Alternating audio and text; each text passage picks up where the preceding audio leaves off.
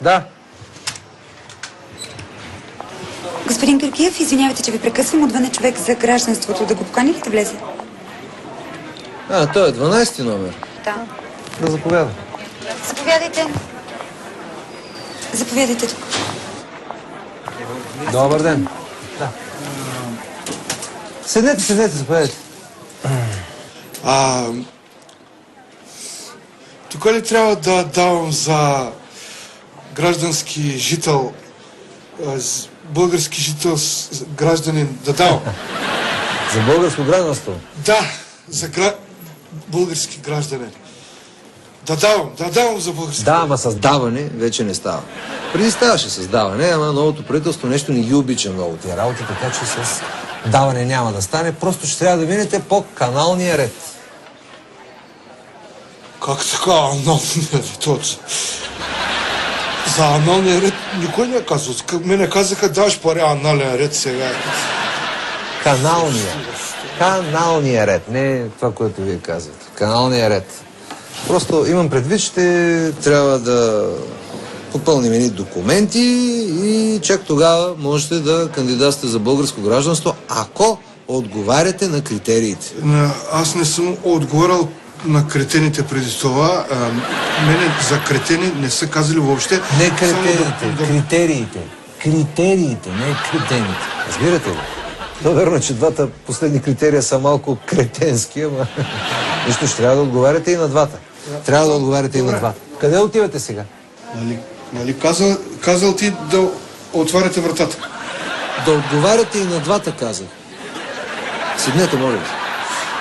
Да отговаряте и на двата критерия. Готов ли сте? Не. Да. Не знам. Няма значение, аз пък нямам време. Така че ще трябва да започнем. Кандидат име. Има как за няма. Ето. Има и ще дава. Какво правите? Приберете тези пари. Казах ви, с даване вече не става. Имам предвид как се казвате. Как се казвате? Да. Аз как се казвам? Да. Как се казвам аз? Да. Ибрахим Мустафа Халил Абзиз Салях Хомейни Сахлям Бекрези Озун Осман Али Рамазан Карти Али Осман Дурали Септемврис. Те с такова име, ако ставате български граждани, трябва да ви изкарат лична карта в формата А4, бе. Слушай, това не е мой проблем. Дайте само две имена. Как ви викат? Кой ме вика?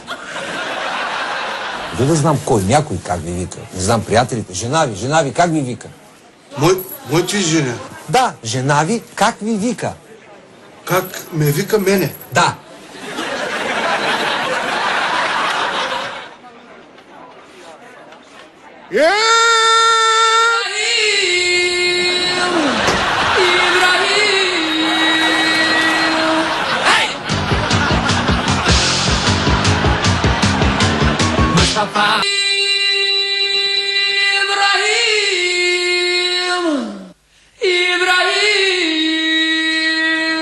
Моля ви се, тихо.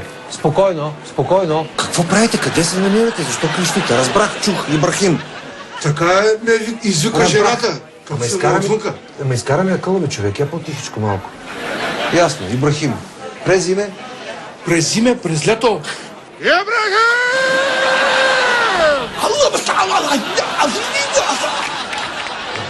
Разбрах. Ибрахим. Разбрах. Ибрахим. Ибрахим Мустафа, добре. Минаваме нататък. Въпроси. Как ще проси? Как ще проси? Аз имам магазин. Продавам част трета употреба. Не проси. Въпроси ще ви задавам. Аз на вас. Въпроси? Да. Не. Да. Не знам.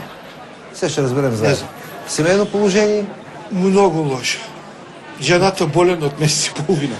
Детето само двойка носи къщи. Тъщата блъсна съм асфалт, катър, омря. Много лошо къщи. Просто Моля ви се, тия работи мен не ме интересуват. Хайде, давайте по същество, моля ви. Давайте. Проблем ще давам, разбира се, по същество. Имам предвид да давате конкретни отговори.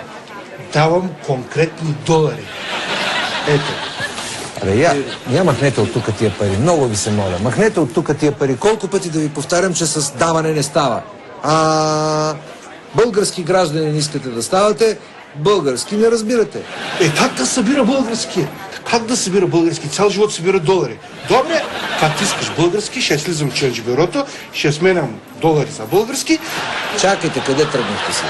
Седнете малко да ви обясня. Вижте какво. Така няма да стане. Вървете първо да научите езика и тогава ще дойдете за гражданство. Първо се научете да говорите на езика. Аз много добре знам как да се базика. Не да базика... Не, моля ви, не, това няма смисъл от тая работа. Лина!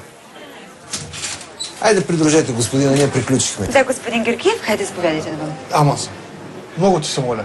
Моля те. Няма какво да ми се молите, аз не съм поп.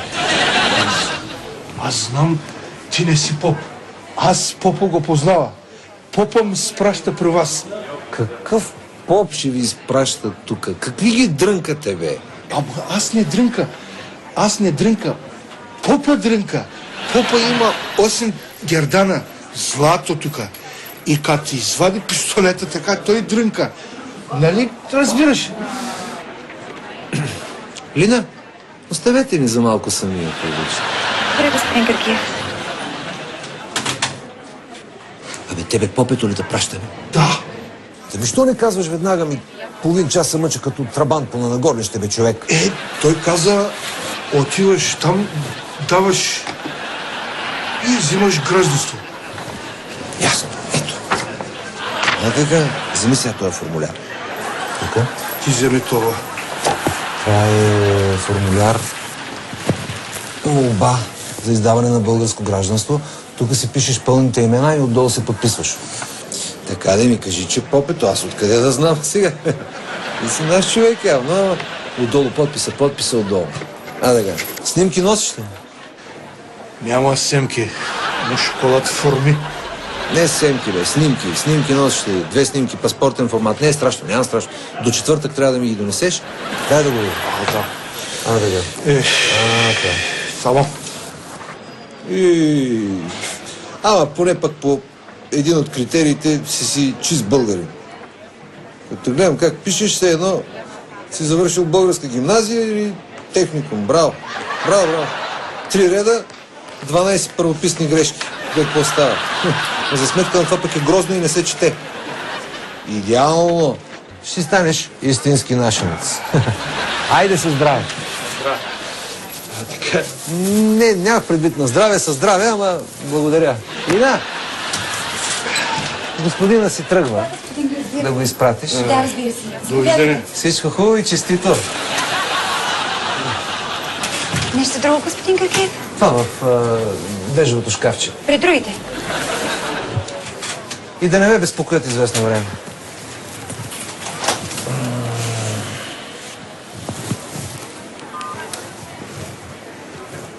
Попе, ти ли си, бе? Дойде, да.